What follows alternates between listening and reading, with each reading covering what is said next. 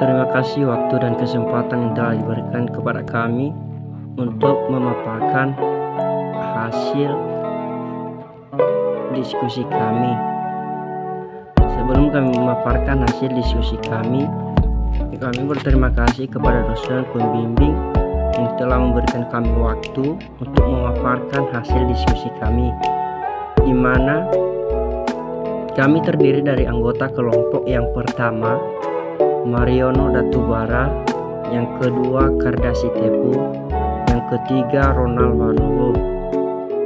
Di sini kami membahas tentang kondisi ekonomi di lingkungan bisnis, di mana kondisi ekonomi di lingkungan bisnis ini terdiri dari satu, pengertian kondisi ekonomi, yang kedua status ekonomi, yang ketiga kategori lingkungan ekonomi, yang keempat contoh kasus.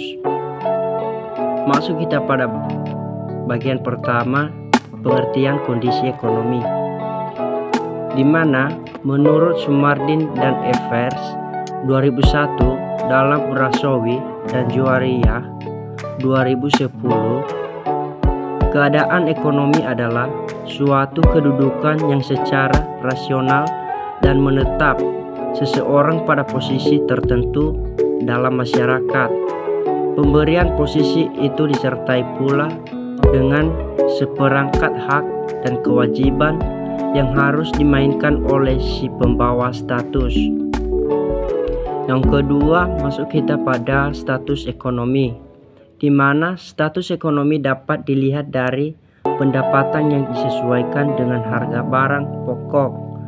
Kartono 2006 dalam Suparyanto 2010, status ekonomi kemungkinan besar merupakan pembentuk gaya hidup keluarga. Pendapatan keluarga yang memandai akan menunjang tumbuh kembang anak, karena orang tua dapat menyediakan semua kebutuhan anak, baik primer maupun sekunder.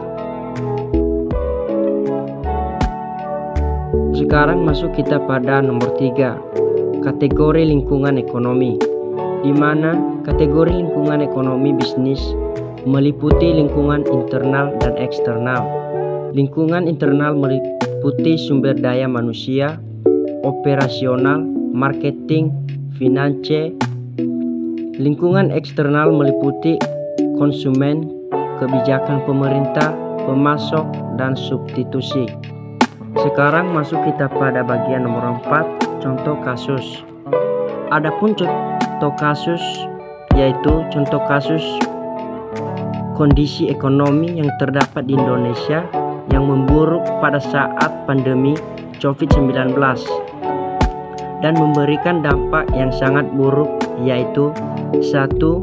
Melemahnya konsumsi rumah tangga atau melemahnya daya beli masyarakat secara luas. Yang kedua, menghambat masyarakat untuk beraktivitas ekonomi. Yang ketiga, mengakibatkan banyak masyarakat ragu melalui investasi. Yang keempat, pergeseran pola bisnis yang tidak biasa. Sekian dan terima kasih.